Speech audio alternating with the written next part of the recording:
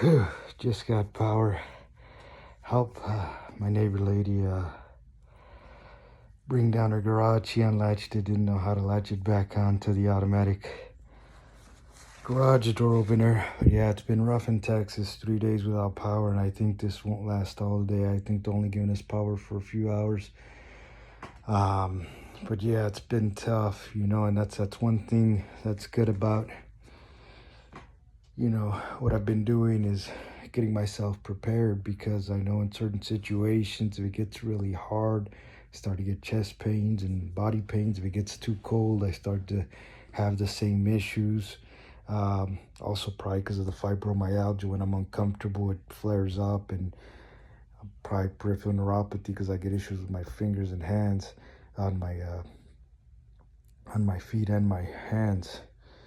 And yeah, I was just talking to my friend Allie, letting her know how I want to grow this channel to kind of, promote letting people know about fluoroquinolone toxicity, so that maybe they'll think twice before they take this. Because believe me, if you're Floxed, you know what the deal is. Also, to maybe try to do other things that I can do, crafts, kind of maybe try to make some sort of an income out of this, as I'm finding it harder and harder to work when I'm in pain, or get brain fog. It's just not the same. I think I pulled my back. And so yeah, so if you like the channel, subscribe, like it. If not, enjoy the videos. Need to come up with some more content. Really, right now I'm just kind of making videos of what I'm going through, what you all are going through too. Some might be worse than I am, some probably better. I do want to make a video where I kind of just have a chat, with my friend Allie. She's helped me a lot through all this. All this, mess. I really, best treatment I've had is the chats, the online chats. Anytime you post something, if you're Floxed, maybe try to go to Facebook, and there's a lot of good sites. Some from Toronto, some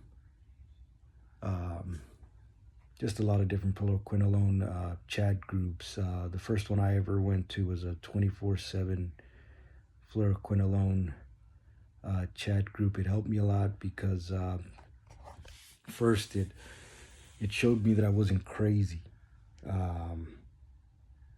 Because how I discovered this was after a few months of going through supernatural stuff. I YouTubed Cipro and found news postings and people, going through stuff. And this one lady I saw on there had mentioned something about a support group. I didn't really know how to view this stuff on Facebook. I messaged her, said she wasn't part of it no more.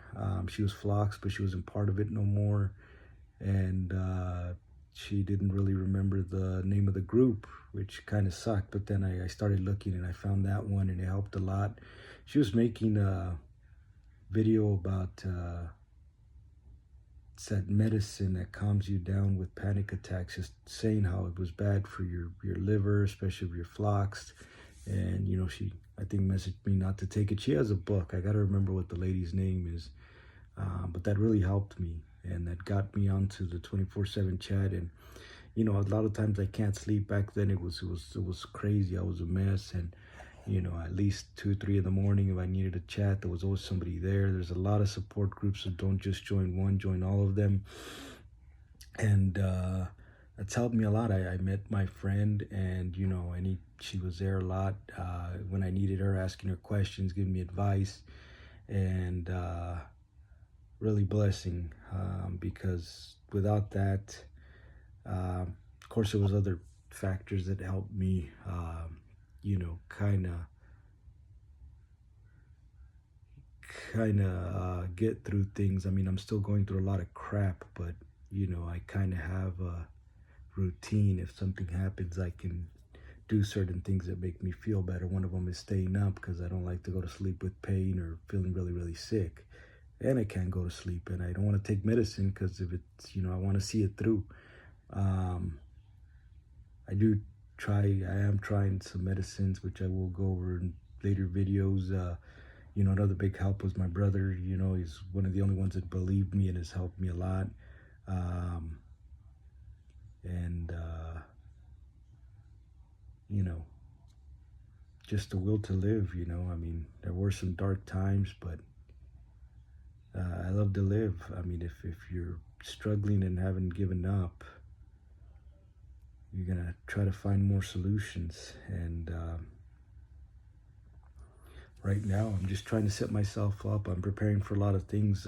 One of the things I did, I know I mentioned I was without power in my previous videos, and I was without power to the house. I did set up a small generator outside. It didn't power much. It helped me charge some batteries and the lights and stuff, and really couldn't power up a heater. I mean, it was really freezing in here, but I couldn't power up a heater or anything.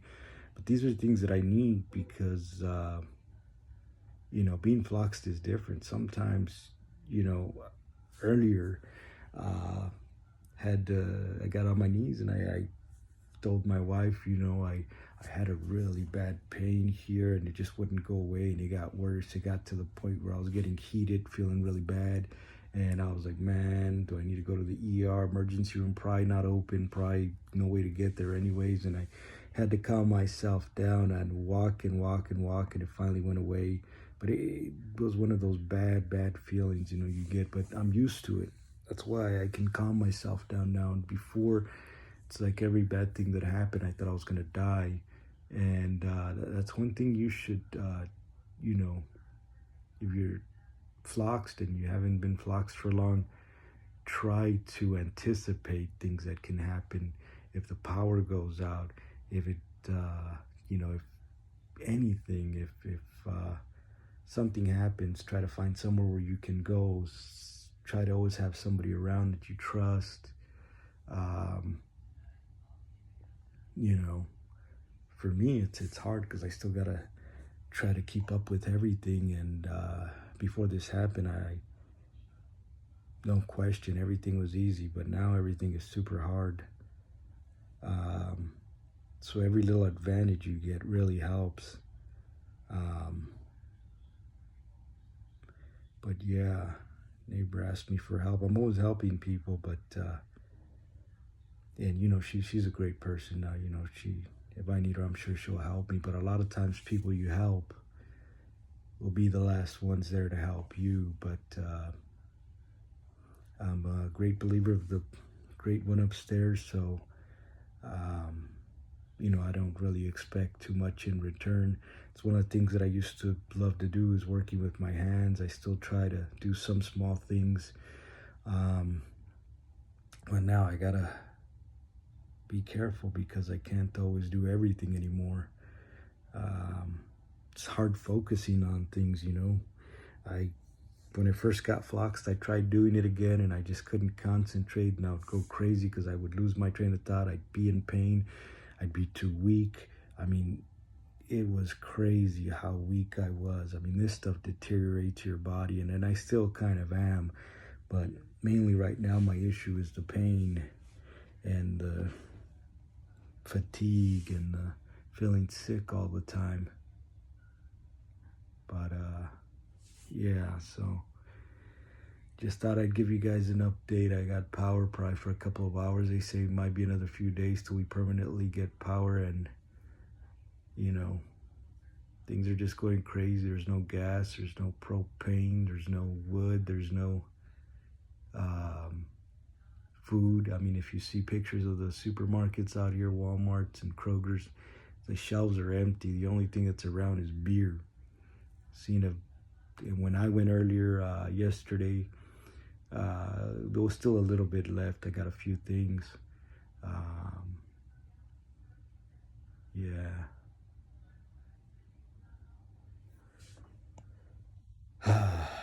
anyways, I hope you guys have a great night. Enjoyed the video. Give me suggestions if you have any. I'm gonna try to keep moving forward. I was telling my friend, you know, we got to start petitions and movements. I mean, try to get some sort of help. I mean, you know, unless you enjoy being floxed, I mean, most people I speak to, they say they can't really work and stuff like that. So I thought I could maneuver my way around it. It's been 3 years of hell, and I want to keep trying, but man, things get tough, you know. So anyways, you guys have a good night. I will talk to you guys later.